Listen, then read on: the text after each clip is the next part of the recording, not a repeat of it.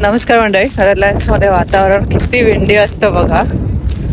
कायम असंच असतं. त्यामुळे इथे आत्ता 20 डिग्री टेम्परेचर आहे, तरी मला थंडी लागते.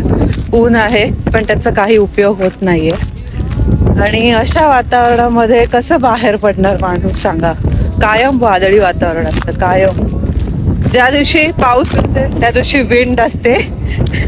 असं पडेन मी. इतकं इथे भयानक वातावरण असतं. वर्षभर मोस्टली पाऊसच असतो. आता हे 1-2 आठवडे झाले पाऊस नाही पडलाय.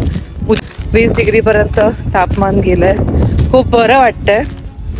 आणि पाऊस नसेल तर इकडे असं हे विंडी वातावरण असतं कायमच 12 महिने बघा.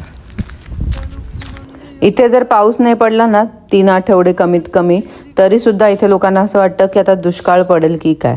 इतका भरपूर पाऊस 12 महिने इथे पडतो.